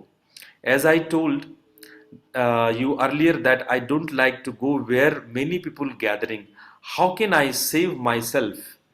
Having other people thoughts and energy affecting me, even other people food is affecting me. आपका सवाल है कि जब दूसरे लोग बहुत दूषित हैं, अगर आपकी इर्द गिर्द कुसंस्कारी या वैसे लोग हैं जो आपके मूल प्रैक्टिसेस, जो आपका मूल नेचर है, मूल साधना है, उससे विलग है, तो हम अपने अस्मिता को बचा के कैसे रखें, हम अपने संस्कारों को कैसे बचा के रखें, हम अपने अंदर के जो वैराग्य है उसको कैसे बचा के रखें। और ये सवाल अक्सर आता है। कुछ समय पहले नमिता जी ने ऑस्ट्रेलिया से यही सवाल पूछा था कि जिस कल्चर में आप जी रहे हैं, चारों ओर जो एक खास विशेष कल्चर है, अगर उस कल्चर के बहुत अपोजिट आपके व्यवहार है, तो उसके साथ हम कोऑप कैसे करेंगे, उसके साथ हम, अब आप जैसे मान लो फॉर एग्जांपल कि आपको नॉनवेज अच्छा नहीं लगता है खाना, you don't like to eat non veg, और आप पार्टी में जाते हैं और आपके सारे मित्रगण जो है वो नॉनवेज निकाल के बैठ जाए, ठीक है, उन्हें ऑर्डर कर दिया। अब आप तो उनके साथ खाना भी पसंद नहीं करेंगे कि भाई मैं कैसे खाऊं, सारे लोग नॉनवेज, अच्छा वहां का कल्चर भी नॉनवेज है, यू कैन नॉट से कि हम डिनर में नहीं आएंगे, हम नहीं बैठेंगे आपके साथ, आपको उनके साथ बैठना भी होता है। ये एक व्यवहार है, आपको उनके साथ बैठना भी है, लेकिन आप उसको खा नहीं सकते। और अगर कभी आप उनके साथ वेजिटेरियन खा भी लिए तो भी आपके भीतर में ग्लानि बन के रह जाती है कि पता नहीं ये उचित हुआ कि नहीं उचित हुआ, ये मैंने सही किया कि नहीं सही किया, है ना। तो क्या पता उसके कुछ संस्कार मेरे ऊपर कुछ वाइब्रेशन आ गए हो, उसके कुछ वैसा करने से कुछ मेरे ऊपर उसका इफेक्ट आ गया हो, तो ये सारे भाव आपके मन में आते होंगे। और ये बहुत जेन्युइन सवाल है, इसलिए मैंने कहा कि ये इंडिविजुअल सवाल नहीं है, इसको हम कॉमन डेस्क पे रखते हैं, क्योंकि ये सामान्य सवाल है, सबके अंदर में ये सवाल उठता है कि हम जिन संस्कारों को फॉलो कर रहे हैं वैसे अगर चारों ओर सपोर्टिंग ना हो तो ऐसे में क्या किया जाए। बात नंबर 1 कि अगर परमात्मा ने आपको किसी विशिष्ट सिचुएशन में रखा है, अगर भगवान ने आपको कोई विशेष परिस्थितियां दी है, तो इसका अर्थ है कि उन्हीं परिस्थितियों में आपका विकास होगा, आपका डेवलपमेंट होगा। इस बात को समझो, भागना नहीं है। I never teach to escape, मैं भागने का ज्ञान नहीं सिखाता। अगर आप किसी विशेष परिस्थिति में भगवान ने आपको दिया है, तो सबसे पहला नंबर 1 की सिचुएशन से आपको भागना नहीं है। अगर भगवान ने आपके लिए महाभारत का युद्ध खड़ा किया है, तो आप धनुष अपना गांडीव उठाइए, तो भागना नहीं, पहली बात। अब दूसरी बात कि आप भागेंगे नहीं तो कर्म के लॉ लगेंगे, नियम लगेंगे। इसका एक सबसे इंपॉर्टेंट बात, सेकंड नंबर, आप भागे नहीं और झुके भी नहीं। जब हम भागने के लिए नहीं कह रहे हैं तो इसका यह मतलब नहीं कि आप सरेंडर कर दीजिए, आप झुके मत, आप वहीं उनके सामने ही वेजिटेरियन खाना खाइए, आप वहीं उनके सामने ही जो आपकी प्रवृत्ति है, जो आपके संस्कार है, उसको आप प्रकट कीजिए। आपको ऑकवर्ड लग सकता है, आप दोस्तों के बीच में ऑकवर्ड हो सकते हैं कि बताओ हम सब सिगरेट पी रहे हैं और वो अगला सिगरेट भी नहीं पी रहा है, हम सब जो है वो वाइन चेयर्स कर रहे हैं, अगला जो है कोल्ड ड्रिंक उठा लिया, ठीक है, वाइन की जगह पे, या पानी उठा लिया, हम लोग नॉनवेज खा रहे हैं, अगले ने जो है दाल ऑर्डर कर दिया, ठीक है, थोड़ा सा ऑकवर्ड हो सकता है। और यही आपकी परीक्षा है, यही आपकी परीक्षा है। आप जिस सिचुएशन में हैं, उस सिचुएशन में आप अपने संस्कारों के साथ कितना दृढ़ हैं। अगर आप संस्कार छोड़ ही दिए तो फिर आप में और उनमें कोई अंतर नहीं है, फिर आप और वो सब समान एक जैसे हैं। आप अलग कैसे होते हो? जब आप अपने संस्कारों में दृढ़ रहते हो। आप उन विषम परिस्थितियों में भी आप अपने झंडा को गाड़े रखते हो, है ना, हिलने डुलने नहीं देते हो। आप कितने भी झंझावत आ जाएं, कितनी भी मुश्किलें आ जाएं, कितने भी आपके सामने आपके विरोधी आ जाएं, आप पर आलोचना करने वाले आ जाएं, आपके इर्द गिर्द कुसंस्कारी लोग आ जाएं, अगर आप उससे प्रभावित हो गए, आप बदल गए, तो इसका मतलब कि उनका कुसंस्कार आपके सुसंस्कार से ज्यादा मजबूत था, राइट? यानी कि उनका जो बैड हैबिट है वो आपके गुड हैबिट से ज्यादा स्ट्रांग है। लेकिन हमें यह सिद्ध करना होगा कि हमारा गुड हैबिट दूसरों के बैड हैबिट से ज्यादा स्ट्रांग है, तब तो कोई बात होती है ना, तब तो हम मानेंगे कि हमारी दृढ़ता इतनी प्रबल है। अगर हम उनके कुसंस्कारों से हार करके कुसंस्कारी बन गए तो कौन सी महानता है? तब तो आप वैसा ही है जैसे पूरी दुनिया है। लेकिन हां, मेरे होने से अगले कभी बदल जाए, कभी ऐसा भी हो सकता है। मैं जहां जहां गया, मैं साउथ कोरिया में जब गया तो साउथ कोरियन सारी नॉन वेजिटेरियन, और नॉन वेजिटेरियन में भी ऐसे नॉन वेजिटेरियन कि वो कुछ भी खाते हैं, कुछ भी। आप कल्पना भी नहीं कर सकते हो ऐसी ऐसी चीजें खाते हैं। मैं वहां पे 10 साल रहा, मैं 10 साल वहां पे पढ़ाया, 10 साल यूनिवर्सिटी में मैं एज ए प्रोफेसर वहां पे था। मेरे चारों ओर विद्यार्थी, हर दूसरे तीसरे दिन प्रोग्राम्स होते थे, हम लोग गेट टुगेदर होते थे, मिलते थे, और खाना लगता था। और खाने में हमेशा कभी ऑक्टोपस, कभी मछली, तो कभी गाय का मांस, तो कभी सुअर का मांस, ऐसा खाना पे हमेशा होता था, एवरी टाइम। और मेरे लिए बड़ा मुश्किल हो जाता था। मैं केवल फ्रूट्स खा करके वहां, मतलब एक तो दुर्गंध, एक तो खाने का वो माहौल देख करके मेरा मन विचलित होने लगता था, ऐसा अंदर से लगता था कि वोमिट हो जाएगा। लेकिन फिर भी हम कहे हम नहीं हारेंगे, हम बने रहे। हमने उनके सामने ही फ्रूट खाया, उनके सामने ही एकदम वेजिटेरियन डिश उन खुद भी बना के ले जा। जब जब हम जाते थे पार्टी में, आप बिलीव नहीं करोगे, मैं घर में टिफिन खुद से बना के ले जाता था, क्योंकि हम जानते थे वहां जो कुछ बनेगा वो मैं खा नहीं पाऊंगा। तो मैं घर से टिफिन बना के ले जाता था, उनके सामने ही बैठता था, अपना टिफिन खोल करके उनके सामने ही खाता था, स्वाद लेके, और बांटता भी था कि भाई इंडियन डिश देख, खा के देखो, आप एक बार इसको खा के देखो। आप यकीन नहीं करोगे, देखते देखते मेरे इर्द गिर्द लगभग कलीग्स ने वो नॉनवेज खाना छोड़ के वेजिटेरियन हो गए, सब। लगभग मेरे डिपार्टमेंट के सारे लोग वेजिटेरियन हो गए। मेरे स्टूडेंट्स में भी अधिकांश बच्चे, लगभग 40 to 45% बच्चे वो वेजिटेरियन हो गए। उनको मैंने सिखाया, अरे खा के तो देखो इसमें स्वाद कैसा लगेगा।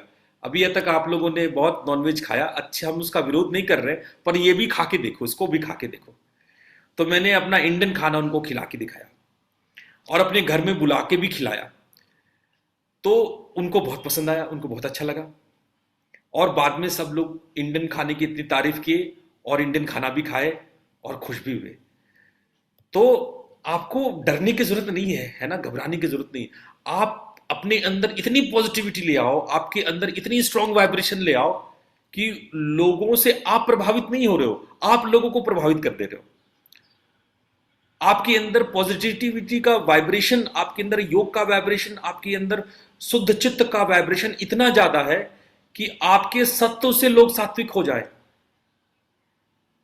तो योग करके, साधना करके, ध्यान करके अपने भीतर में उस सत्व को पैदा करो कि आप जिस भी वातावरण में रहो, जहां भी रहो, वहां आपकी वाइब्रेशन लोगों को जाए, आपसे लोगों को संक्रमण हो, आप संक्रमित ना हो।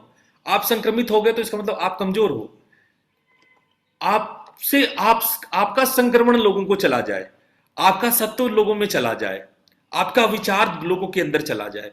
लोग सोचे अरे ये आदमी क्या खाता है, कैसे रहता है, कैसे, थोड़ा मतलब आपका प्रभाव लोगों में चला जाए।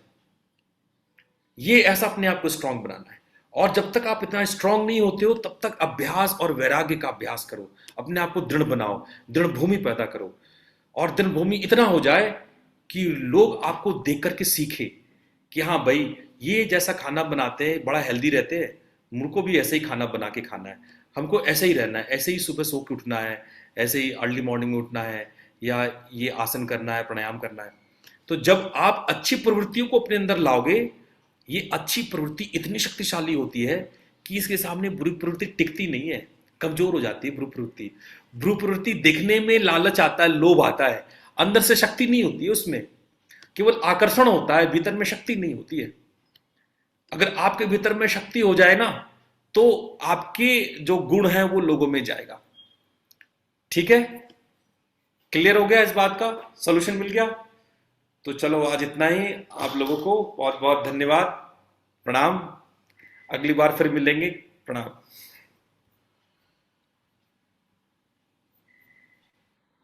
प्रणाम गुरुजी। प्रणाम गुरुजी। प्रणाम। प्रणाम गुरुजी।